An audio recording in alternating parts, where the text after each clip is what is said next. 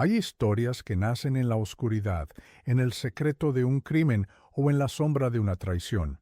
Pero esta historia nació a plena luz del día, bajo el sol implacable de Sonora, en el corazón de una familia que no sabía que le quedaban pocas horas de normalidad.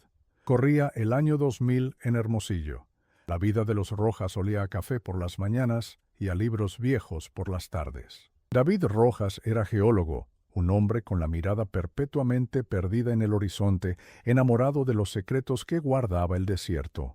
Para él, las piedras no eran materia inerte, eran libros que contaban la historia del tiempo. Su hijo, Leo, de apenas 8 años, era su pequeña sombra, un niño de ojos curiosos que veía en su padre al más grande de los aventureros.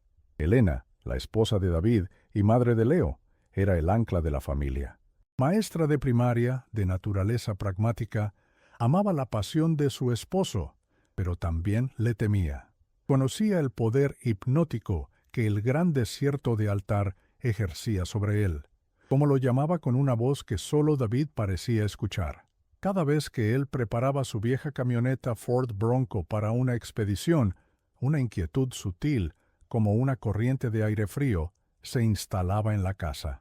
Esa mañana de viernes, la corriente era más helada que de costumbre. David planeaba un viaje especial de fin de semana, uno solo para él y su campeón. Le había prometido a Leo que encontrarían una geoda catedral, una de esas maravillas de cristal que, según él, guardaban estrellas en su interior.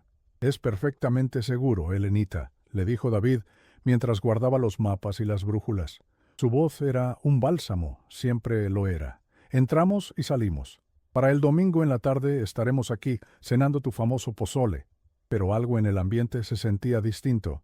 Quizás fue la forma en que el perro de la familia, un viejo labrador llamado Tacho, gimoteó y se pegó a las piernas de Leo, negándose a dejarlo ir. O quizás fue el pequeño detalle que lo cambiaría todo. Leo, en su emoción por partir, olvidó sobre su almohada su juguete más preciado, una pequeña figura de astronauta que lo acompañaba a todas partes. «No te preocupes, mi amor», le dijo David, al verlo dudar. «Volveremos antes de que te des cuenta de que no está». Elena los abrazó en la puerta.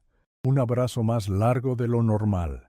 Vio cómo la camioneta se alejaba por la calle arbolada, levantando una tímida nube de polvo.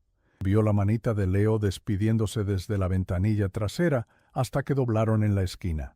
El sol de la tarde comenzaba a teñir el cielo de un naranja melancólico.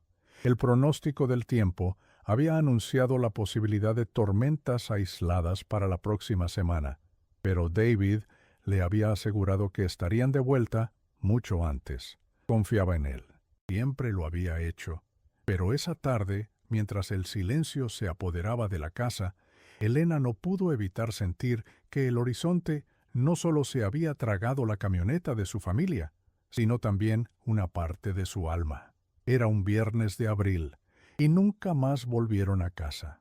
La normalidad se rompe en silencio. No hay una gran explosión, solo una acumulación de pequeños detalles que, en retrospectiva, se convierten en gritos de advertencia. Las últimas horas de David y Leo Rojas en el mundo conocido no fueron dramáticas, fueron ordinarias, y es precisamente eso lo que las vuelve tan escalofriantes. La reconstrucción de ese día es un rompecabezas de momentos triviales cargados de un peso insoportable. La última pieza de ese rompecabezas fue una llamada. El sábado por la tarde, Elena recibió una llamada de David desde un teléfono público en una gasolinera perdida en los límites del desierto. La conexión era mala. Su voz se mezclaba con el silbido del viento. «Elenita, no vas a creerlo», exclamó David. Su voz vibraba con una euforia casi infantil. Hubo un pequeño cambio de planes, algo mucho mejor. Le contó que un viejo gambusino en la gasolinera le había hablado de una ruta alternativa, una que no aparecía en los mapas modernos, un lugar conocido por los antiguos como el Vértice del Silencio, donde, según la leyenda, el cielo y la tierra se tocaban. «El viejo me vendió su mapa. Es una reliquia. Dice que allí las formaciones son únicas en el mundo. Confía en mí, mi amor. Esto será legendario». Elena sintió un nudo en el estómago. ¿Es seguro, David? La respuesta se perdió en la estática, pero escuchó claramente su risa antes de que la llamada se cortara. Te amo. Dile a mi campeón que se prepare para ver magia. Fue la última vez que escuchó su voz. El empleado de la gasolinera los recordaba. Un hombre alto, apasionado, y un niño que no paraba de hablar de las estrellas de piedra que iba a encontrar. Recordaba que David compró más agua de la habitual, pero también que le pagó una suma considerable a un viejo conocido por un mapa arrugado y amarillento. El niño estaba feliz, declaró el empleado a la policía días después. Decía que su papá era un cazador de tesoros. De vuelta en Hermosillo, en el estudio de David, Elena encontraría, días más tarde, el mapa oficial de la expedición, el que habían planeado juntos, cuidadosamente doblado, sobre su escritorio. A un lado, un libro abierto sobre geología del desierto. David nunca tuvo la intención de seguir el plan original. El vértice del silencio lo había llamado y él había respondido. El domingo por la noche, el pozole se quedó en la estufa. El lunes por la mañana, el uniforme escolar de Leo permaneció colgado en la puerta de su armario. Sobre su almohada, el pequeño astronauta de plástico parecía montar una guardia inútil. Cada objeto cotidiano se había transformado en un monumento a la ausencia. El desayuno a medio comer en la mesa, el periódico del viernes aún en la sala. La casa entera se había convertido en una fotografía congelada de su último día. El silencio ya no era pacífico, era denso, pesado, un ente que lo ocupaba todo. Fue entonces cuando Elena, con manos temblorosas, marcó el número de la policía. Su voz, al otro lado de la línea, era apenas un susurro quebrado. Mi esposo y mi hijo no han vuelto del desierto. La normalidad se había roto, y el eco de esa fractura estaba a punto de resonar por más de 2 décadas. Cuando una persona desaparece, la primera respuesta es la acción. Un torbellino de movimiento, de esperanza frenética que intenta ganarle la carrera al tiempo. Para la familia Rojas, esa carrera se libró contra un enemigo monumental e indiferente, el desierto de Sonora. En los días que siguieron a la llamada de Elena, se desplegó una de las operaciones de búsqueda más grandes en la historia reciente del estado. Helicópteros de la Policía Estatal peinaban el cielo, sus sombras deslizándose como aves de rapiña sobre un mar de arena y roca. En tierra, patrullas y equipos de voluntarios, amigos, familiares y extraños conmovidos por la historia, se adentraban en esa geografía hostil. El rostro sonriente de David y la mirada vivaz de Leo empapelaron cada poste, cada tienda, cada estación de autobuses de la región. La televisión local repetía sus nombres, sus fotografías se convirtieron en un recordatorio constante de la fragilidad de la vida. Pero el desierto no entrega sus secretos fácilmente. Es un laberinto de cañones silenciosos, de planicies que hierven bajo el sol y de espejismos que juegan con la mente. El calor era un enemigo físico, brutal. Cada pista se convertía en una decepción. Un grupo de excursionistas encontró una mochila, pero no era la de ellos. Un camionero juró haber visto una Ford Bronco similar cerca de la frontera con Chihuahua, desviando recursos y esperanzas en una persecución inútil. La inmensidad del área de búsqueda era abrumadora. Las autoridades, confundidas por el cambio de planes de David y la mención de un lugar que no figuraba en ningún mapa oficial, el vértice del silencio, parecían dar palos de ciego. Mientras la búsqueda oficial se llenaba de frustración, una búsqueda paralela, más íntima y dolorosa, consumía a la familia. Vemos a Elena, con el rostro demacrado, caminando por las calles de pueblos polvorientos, mostrando la foto de su hijo a cualquiera que quisiera escuchar.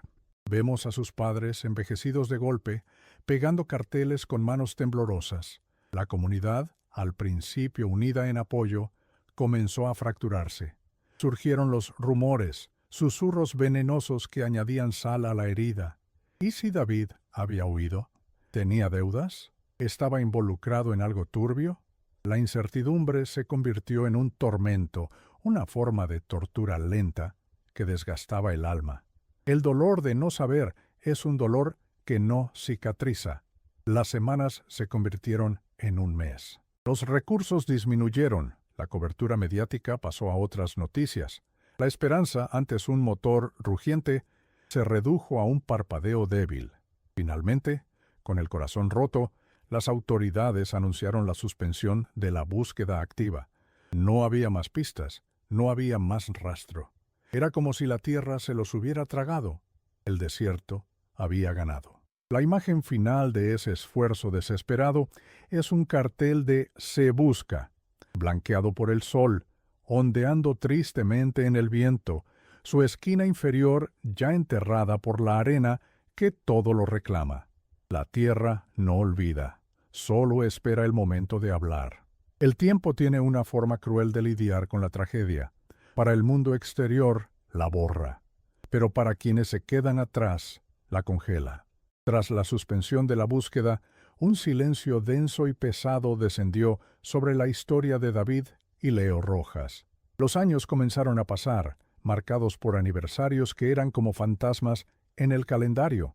El primer año fue una herida abierta, el quinto, una cicatriz dolorosa que aún tiraba de la piel. Al llegar el 10º, para muchos en Hermosillo, la historia se había convertido en un recuerdo vago, una triste anécdota local. Pero no para Elena. En su casa, el tiempo se detuvo en aquel mes de abril del año 2000. El cuarto de Leo permaneció intacto, una cápsula del tiempo de una infancia interrumpida.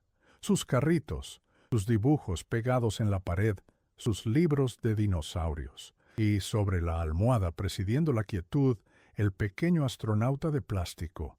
Era un santuario y una prisión. Elena nunca se mudó de esa casa.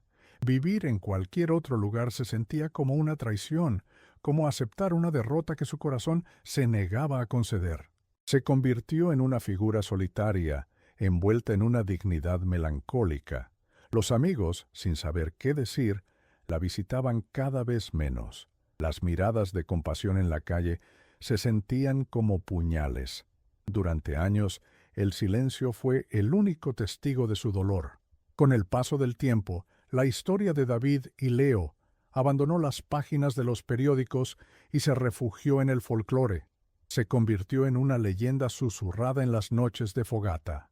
Los perdidos del desierto. Algunos rancheros de la zona juraban haber visto luces extrañas en el cielo la noche que desaparecieron cerca de la región que los viejos llamaban el vértice del silencio. Decían que padre e hijo no se perdieron, sino que encontraron una puerta a otro lugar. Otros, más cínicos, tejieron historias más oscuras, que David, el geólogo, había tropezado con una mina clandestina o una operación del narcotráfico, y que ambos habían sido silenciados para siempre. Estos mitos, a su manera, eran un intento de la comunidad por llenar un vacío insoportable, por darle una forma, aunque fuera fantástica, a lo inexplicable. En los archivos de la policía, el caso Rojas se enfrió hasta volverse de hielo. Un expediente grueso, lleno de informes, mapas y testimonios sin conclusión, guardado en una caja de cartón en un almacén polvoriento. Era una tragedia, sí, pero una más en la larga lista de casos sin resolver. La vida había seguido su curso, pero la ausencia de David y Leo nunca se fue del todo.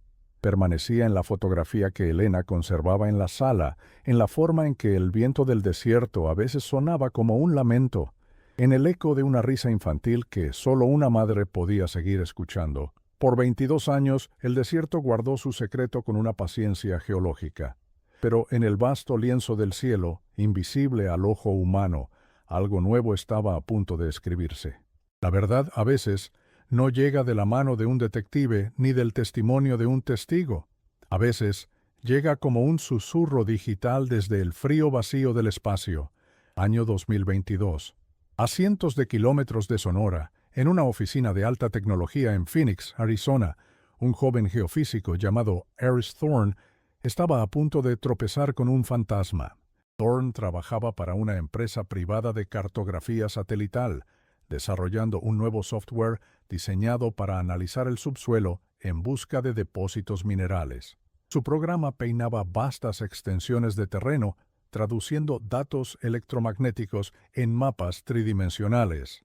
Era un trabajo rutinario, hasta que una mañana una alerta parpadeó en su pantalla. Era una anomalía.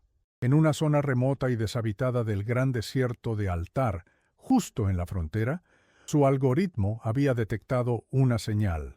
No era una formación mineral natural. Era débil, casi imperceptible, pero era persistente y, lo más extraño, emitía un pulso rítmico, casi artificial. Provenía de varios metros bajo la superficie. La curiosidad científica de Thorne se encendió. Revisó todas las bases de datos públicas. No había minas registradas en esa área, ni instalaciones militares, ni ductos. Era, oficialmente, un pedazo de nada. Intrigado, amplió su búsqueda a archivos más antiguos, a noticias locales del lado mexicano de la frontera. Fue entonces cuando encontró la historia. Un titular de un periódico digital del año 2000. Padre e hijo desaparecen en el desierto. David y Leo Rojas. El corazón de Thorne dio un vuelco. La ubicación de la misteriosa señal coincidía con una precisión escalofriante con la zona donde se creía que habían desaparecido, cerca de un punto que los viejos reportes mencionaban con un nombre casi poético, el vértice del silencio. No era una coincidencia, no podía serlo. Impulsado por una mezcla de rigor científico y un profundo sentido de humanidad, Thorne contactó a las autoridades mexicanas. Al principio hubo escepticismo. ¿Una señal fantasma detectada desde el espacio después de 22 años? Sonaba a ciencia ficción. Pero los datos de Thorne eran sólidos. Se organizó una discreta expedición conjunta. La tecnología del siglo XXI volvía a buscar a los fantasmas del pasado. El equipo llegó al lugar guiado por las coordenadas del satélite. Era un paraje desolador, un mar de dunas y rocas calcinadas por el sol. El aire olía a polvo y a tiempo. El radar de penetración terrestre confirmó la lectura del satélite. Había algo metálico enterrado justo debajo de sus pies. Los hombres comenzaron a cavar. El sonido de las palas contra la arena era el único ruido en medio de un silencio abrumador. El sol caía a plomo, y entonces una de las palas golpeó algo con un sonido sordo y metálico. Con las manos apartaron la arena con desesperación. Lentamente emergió una forma familiar y oxidada. El techo de una camioneta Ford Bronco, casi completamente devorada por el desierto. Mientras forzaban la puerta, un crujido rompió el silencio de 2 décadas. Lo que encontraron no era solo una pista, era un grito desde el pasado. El interior de la Ford Bronco era una tumba de silencio, una cápsula del tiempo sellada por la arena. El aire viciado olía a polvo antiguo y a plástico calentado por un sol que ya no llegaba. Sobre los asientos estaban los restos de una vida interrumpida, mapas geológicos, un martillo de pico, botellas de agua vacías y resecas, pero no había restos humanos. La pregunta más temida encontró un alivio momentáneo, solo para ser reemplazada por un misterio aún más profundo. Si no murieron aquí, ¿dónde estaban? El verdadero hallazgo no era la camioneta en sí, sino lo que guardaba en su interior. En el asiento trasero, cubierta por una fina capa de limo seco, había una caja metálica de herramientas. Dentro, protegido de los elementos, un cuaderno de campo, la bitácora de David Rojas. Las primeras páginas estaban escritas con su caligrafía clara y científica, describiendo formaciones rocosas con una pasión contagiosa. Pero a medida que avanzaban las fechas, la escritura se volvía apretada, urgente, casi febril. David narraba cómo, siguiendo el mapa del viejo gambusino, encontró la entrada a una pequeña cueva oculta. Lo que descubrió adentro no era una geoda, era algo mucho más extraño. Una veta de cristales de cuarzo nunca antes vistos, cristales que parecían vibrar, emitiendo un zumbido de baja frecuencia, una energía palpable. Estaba eufórico. Había encontrado el tesoro del que hablaba la leyenda del vértice del silencio. Pero su triunfo duró poco. Las últimas entradas eran un relato desesperado. La tormenta que los meteorólogos habían pronosticado para la semana siguiente se adelantó con una furia inesperada. Una riada repentina, un muro de agua y lodo bajó por el arroyo seco donde habían acampado. La corriente arrastró la camioneta, volcándola y enterrándola en cuestión de minutos. Quedaron varados, sin comunicación, con sus provisiones en la cueva. Pero la mente de David, la mente de un científico, de un padre desesperado, se aferró a una última y brillante posibilidad. En el cuaderno describió su plan. Usaría la batería de la camioneta, antes de que muriera por completo, para alimentar su equipo geológico. Intentaría amplificar la extraña frecuencia que emitían los cristales de la cueva, convirtiendo toda la formación en una gigantesca antena, una baliza, un grito de auxilio electromagnético dirigido al cielo. «Es nuestra única oportunidad», escribió en la última página legible. Su letra temblaba. Leo está asustado, pero es valiente. «Le dije que estamos construyendo una radio para hablar con las estrellas, como su astronauta». La verdad, después de 22 años, era a la vez trágica y heroica. La extraña señal que Aris Thorne detectó no era un fantasma. Era el eco del último acto de amor de un padre, un mensaje que había viajado durante 2 décadas por el desierto, esperando ser escuchado. No huyeron. No fueron víctimas de un crimen. Fueron víctimas de la naturaleza y lucharon con la única arma que tenían, el ingenio de David. Pero el diario terminaba ahí. El equipo de búsqueda levantó la vista del cuaderno. La verdad estaba escrita en esas páginas, pero era una verdad a medias. Contaba cómo terminó su viaje, pero no dónde terminaron ellos, y todos, en silencio, giraron su mirada hacia las formaciones rocosas que se alzaban a pocos metros. La búsqueda acababa de empezar de nuevo. La revelación contenida en el diario de David Rojas cayó sobre Hermosillo como una lluvia de verano, limpiando el aire enrarecido por 22 años de rumores y sospechas. De repente, David ya no era el hombre que huyó, el deudor, el irresponsable.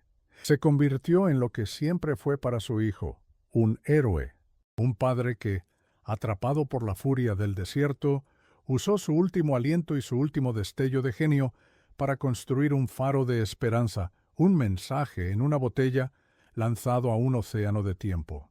La comunidad, que una vez susurró, ahora se unió en un luto colectivo, una mezcla de dolor por la pérdida y asombro por su proeza. Se organizó una vigilia, no para los desaparecidos, sino para el padre y el hijo, cuyo amor había logrado trascender el silencio. Elena recibió el diario de manos de las autoridades. Esa noche, en la soledad de su casa, leyó las últimas palabras de su esposo. Sintió su amor, su miedo, su inquebrantable determinación. Lloró por el hombre que perdió y por el héroe que el mundo acababa de descubrir. Finalmente, después de una vida de espera, tuvo una respuesta. No era la que había soñado durante miles de noches, pero era una verdad que le permitía cerrar un ciclo de dolor. Días después, viajó al vértice del silencio. En la entrada de la cueva que ahora era un memorial, el lugar donde David y Leo pasaron sus últimas horas, dejó el pequeño astronauta de plástico. El guardián silencioso de Leo, por fin, había llegado a su destino. La búsqueda en el laberíntico sistema de cuevas encontró su campamento improvisado y el ingenioso dispositivo que David construyó. Pero nunca los encontró a ellos. Las cuevas eran inestables, profundas, un mundo subterráneo que el desierto se negó a revelar por completo. ¿Se perdieron buscando otra salida? ¿Fueron víctimas de otro derrumbe, de otra inundación? El destino final de sus cuerpos sigue siendo el último secreto que la Tierra decidió guardar para sí misma. Y quizás está bien que así sea.